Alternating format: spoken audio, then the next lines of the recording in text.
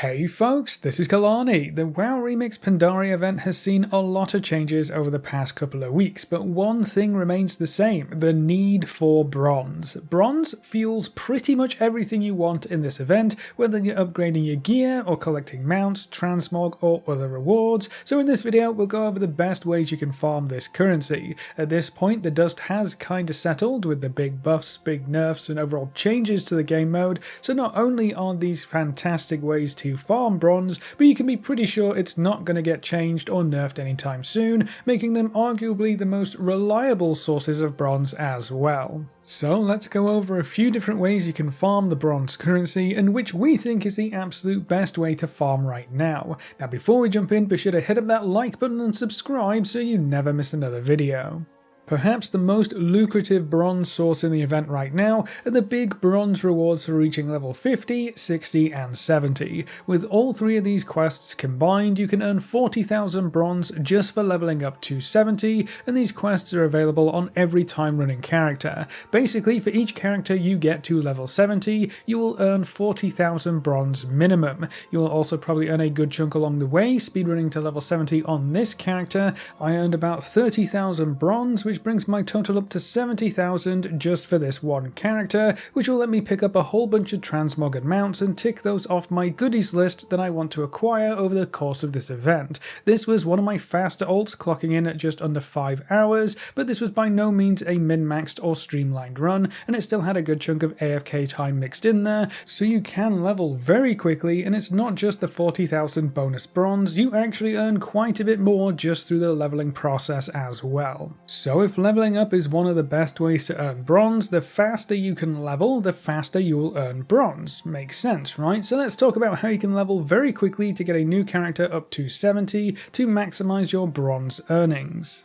Now before we make some ults, there are some things you can do on your main character to boost the overall power that your ults are going to start with, which will give you the fastest leveling possible. First up, you're going to want to get the Infinite Power 12 achievement on at least one character. This achievement increases the power level of the cloak that all of your ults will start with, is actually about twice as powerful and provides about twice the starting bonus XP buff when compared to the Infinite 11 achievement, so you really do need Infinite Power 12 if you want to level quickly. Not only will you be getting much more XP for everything you do, but your ult will zoom through any kind of content thanks to those extra stats. The other big boost you can give your ults is to unlock their jewelry and trinket slots right from the get-go. This will provide them with a whole bunch of extra prismatic gem slots to let you use way more gem stats at a lower level. Each extra gear slot is earned through achievements, so you'll need to reach level 70 on at least one character, complete the escalation achievement, complete all dungeons on heroic mode, all scenarios on heroic mode, and clear the raids on normal. Now you don't need to do these achievements or do all of them, just know that for every achievement you do complete and each jewelry or trinket slot that you unlock, your ult will be more powerful and level faster as a result. When you're ready to get started on a new character, your first goal is to get to level 25. Whenever I play as a healer or tank, I spam Q for heroic dungeons. They seem to be one of the faster ways to level, and your level 10 ult with your souped up cloak should pretty much carry any heroic dungeon run. If you're playing as a DPS, I would still queue for heroic dungeons but also complete quests while you wait. DPS queues are typically quite a bit longer and you don't want to just waste that time doing nothing, so go do some quests. You'll probably get a few Q pops by the time you hit level 25. When you hit level 25, you want to go straight into the Mogashan Vaults on normal difficulty. Each boss will give you a 12% bonus to your bonus XP on your cloak, as well as other threads and power bonuses, and massive chunks of experience per boss, but the bonus experience and the XP per boss is what we really want. That's going to speed up leveling from every other activity as well.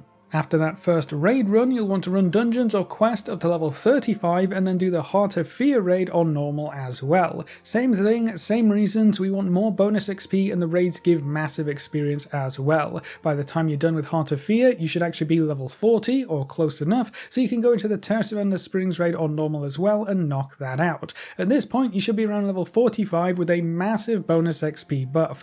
From here, you do have a couple options. You can just wait for the daily raid reset and do the raid again, or you can head into other content like dungeons or questing depending on your role. At this point, no matter what you do to finish off leveling, it should be very quick. You can hit level 70 in under 5 hours pretty easily at this point in the event. Another very efficient way to level doesn't necessarily get one character up to level 70 very quickly, but instead allows you to level multiple characters at the same time with a very efficient play time for each character. So normal raids are one of the best ways to earn bonus experience, and they're also a great source of XP. The problem is that you can only do one raid at level 25, and you can only do each raid once per day, so you can't just run it endlessly, right? Well, that's actually fine if you have multiple characters ready to raid. You can then just rotate between your characters and only do the raids, so suddenly that daily lockout doesn't really matter anymore. So I would get a few characters, or maybe even all of the characters you plan to level up to 25 and ready to raid, and then literally just do the raid on these characters. It will take about 2 vault raids to get up to level 35 when the Heart of Fear unlocks, and then 1 Heart of Fear run should get you up to level 40 so you can start doing the Terrace of Endless Springs. The plan would be to just do as many raids as you can on as many characters as you can be bothered, and then just keep that going until your character is level 70. You'll be getting a bunch of threads from the bosses, lots of experience, and a massive chunk of bonus XP every raid that you run, and you'll also be getting a good amount of bronze. This method doesn't give you one level 70 super quickly, but what it does do is give you one of the shortest played time to level 70 on each of these characters, so you can chip away at them instead of binge leveling one all at once. So this could be great for folks who only have a little bit of playtime each day. The raids on normal really don't take that long. Between level 70 souped up players and lower level bad scaling crazy twink damage, bosses literally just fall over. Most of the time the raid takes 15 minutes or even less.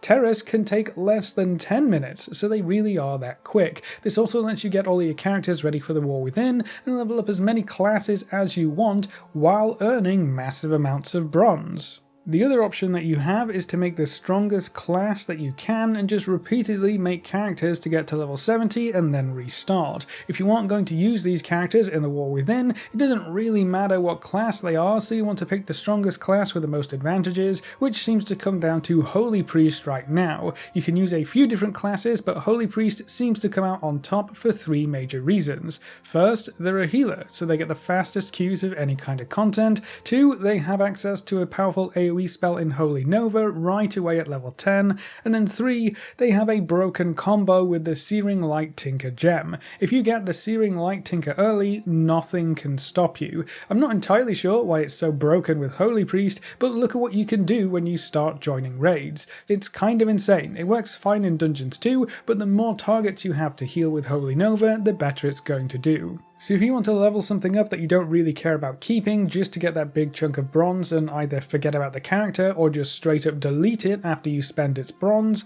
you can chain create Holy Priests and level them up very quickly.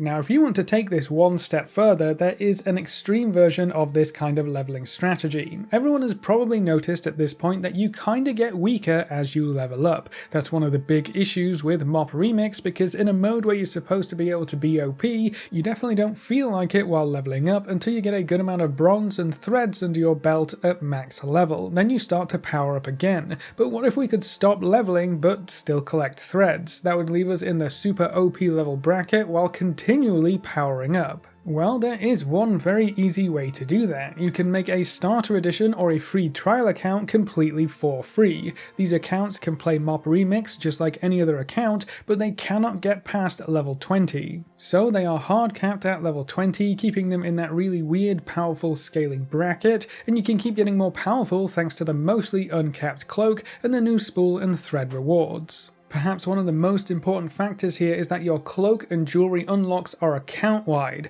battle.net account-wide. So when you actually create a new WoW starter account, the characters you create on that new account have your cloak stats unlocked already, as well as your jewelry unlocks, so they start off just as powerful as any normal ult you would make. So the trick that folks are using is to just create a starter account, log in, make a character, get it to level 20, make it stupidly powerful with gear, gems and threads, and then use that character to carry their actual characters through dungeons. One of the most popular classes for this strategy is the Holy Priest, for reasons we covered earlier. You can carry your characters through heroic dungeons, clear them in under 5 minutes, and level up very, very quickly. You can even bring in a few friends or guildies to carry them as well. With the Holy Priest, you really only need two things to make this work: the Holy Nova talent, which is easy enough, you pick it up at level 10, and then the Searing Light Tinker makes you even more powerful. Get those two things together and you can just run through any dungeon spamming Holy Nova and you'll kill everything in no time at all. It's actually kind of bonkers how powerful you can get with a level 20 character.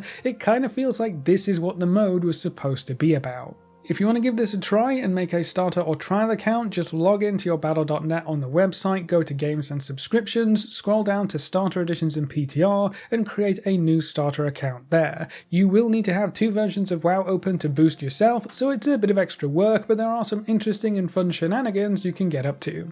I will be honest, almost no matter what you decide to do or what kinds of content you want to take part in, we're now at the point in the event where there are a lot of crazy strong characters running around. Chances are, if you join a raid, whether it's normal or LFR, there will be someone in there doing almost all the damage. So don't worry if you don't think you can carry a raid with a Holy Priest strat. You can play whatever you want. There will probably be someone else running the Holy Priest strat, running a different ult with super OP stats and gems, or a maxed out level 70 character who one-shots everything. It's almost harder to avoid them at this point rather than find them, so you're guaranteed quick clears for almost anything you sign up for. So that's how you can level quickly to take advantage of those big bronze quests, but there are a handful of other bronze sources you may be interested in if you get tired of leveling characters over and over again.